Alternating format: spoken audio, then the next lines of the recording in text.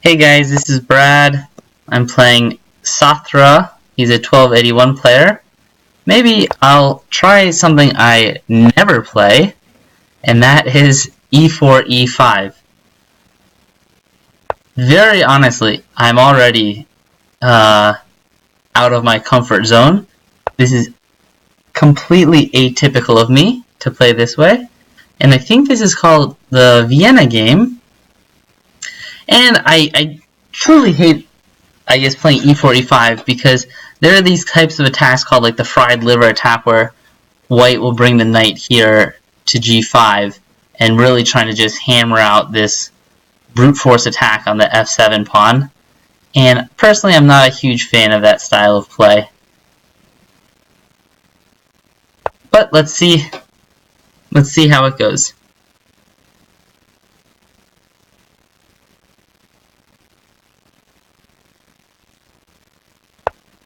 Yeah, exactly.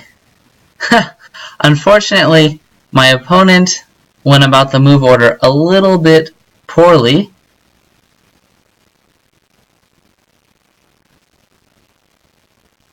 Or maybe they have not.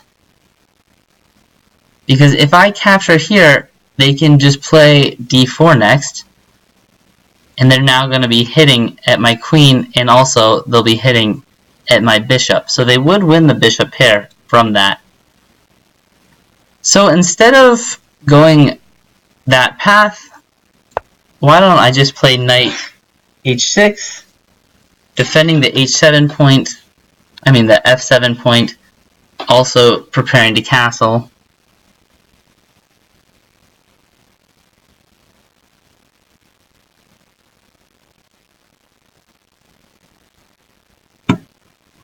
And let's see what white has in response to that.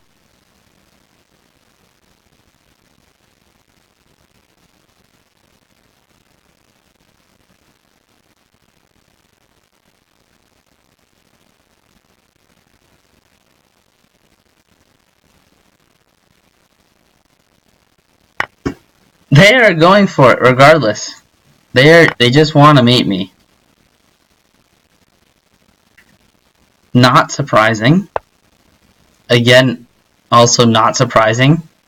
So this is the kind of play that you see around 1200 and below. They just have very superficial thinking and they want to mate. And they don't care about development. And they don't care about how this will affect their position. And so we have several ways that we can contest this. To be honest, I'm looking mostly just at this move, because then I would be threatening mate.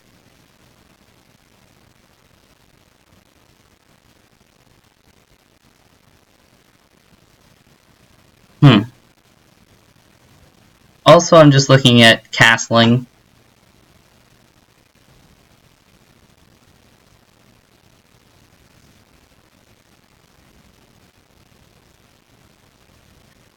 Yeah, let's go ahead and play queen f6 first.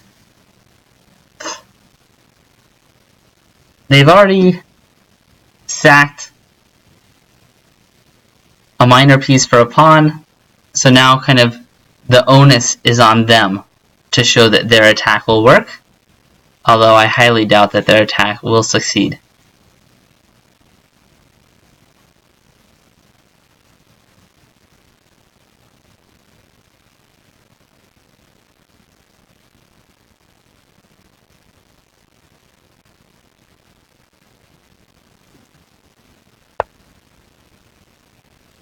Okay. So what is the plan behind that? They might just go bishop f6. Bishop g5. So they might have this idea, bishop g5, and then if I were to capture the bishop, they might then do this intermediate bishop captures f7 check, and that's going to remove the defender of my queen, which is now here on g5, and I would be losing on the spot. So instead of going that route, let me just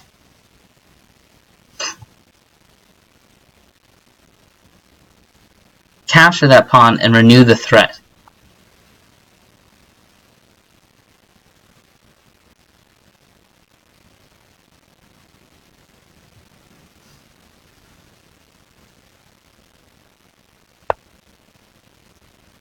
Alright.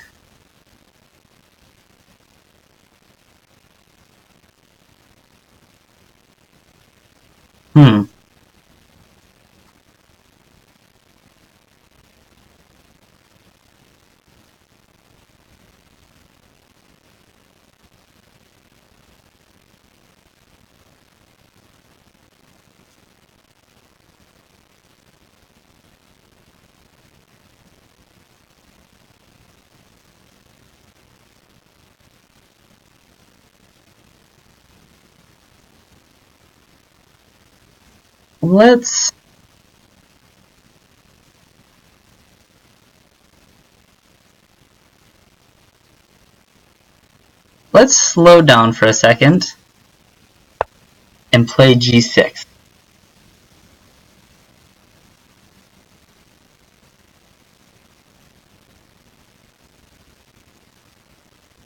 The idea here is to break the pin on my king. That way, if they ever do get this idea of playing bishop g5, I can in fact recapture with my queen. Or, not my queen, but with the knight instead.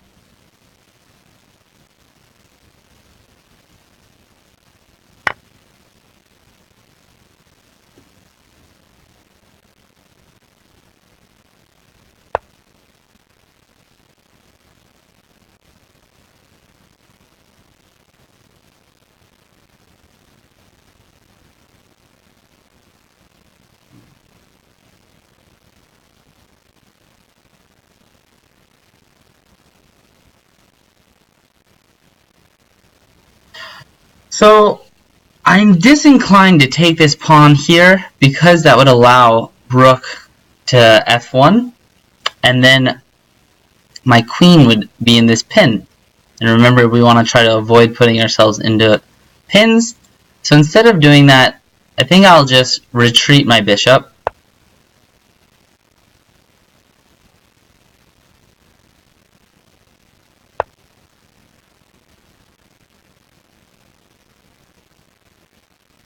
And continue development.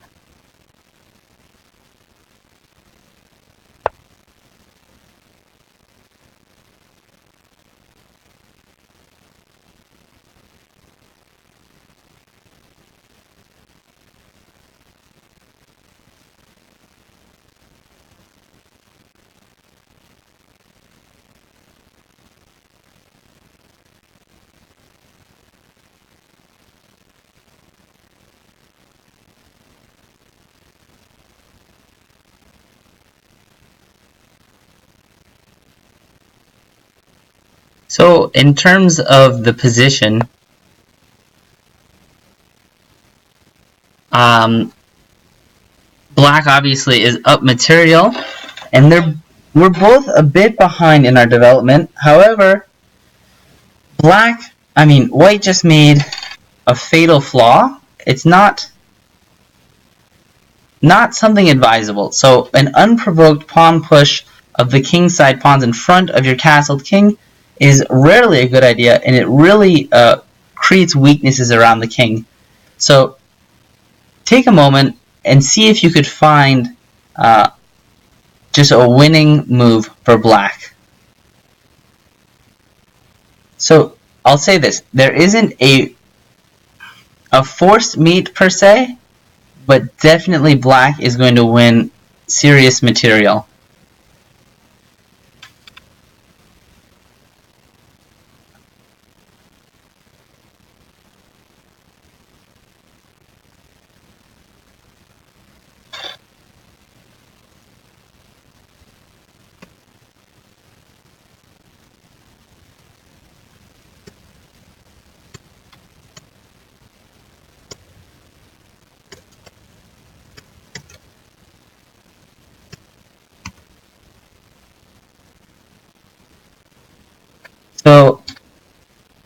here is the move, bishop h3.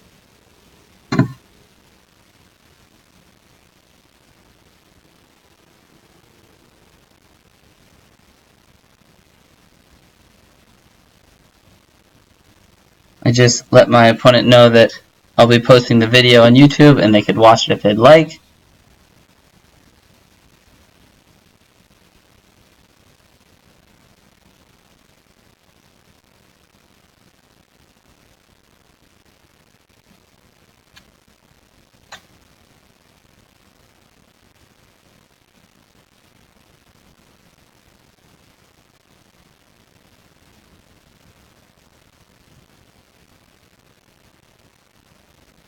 So the idea behind this move is that if white tries to save their rook by, say, rook any move, rook e1, rook d1, my bishop and queen are both still eyeing the f2 square, so I'll take there with check, and then when the king moves over to h1, I will then go queen g2 checkmate.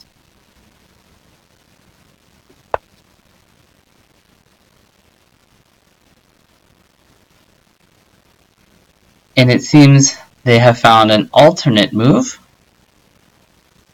but still, this won't suffice. So now, this is a defense that even I had not anticipated, but now there is a forced checkmate, so see if you guys can find this forced checkmate.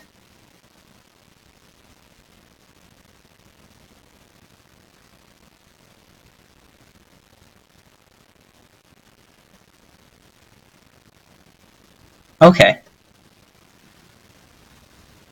So my advice to you guys who are watching the video is that when you have a lot of your pieces pointing at the king and you notice that the king does not have many squares that it can go to, you need to first and foremost look to see if you can deliver checkmate and not concern yourselves with necessarily having equal material, because of course chess is a game of winning and losing, and if you can give up the whole house but get checkmate in the end, that's what matters.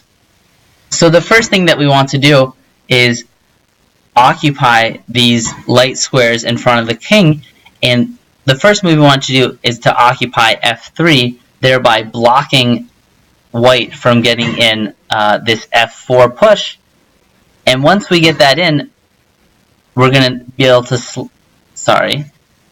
we'll be able to bring our queen into g2 to deliver checkmate.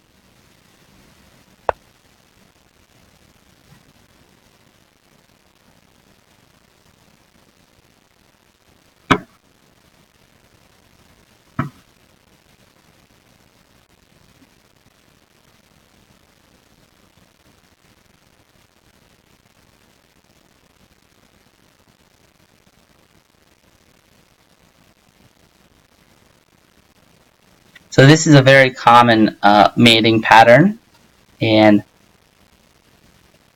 people that are rated around like 800 to 1500, I think the fastest way to improvement is practicing your tactics.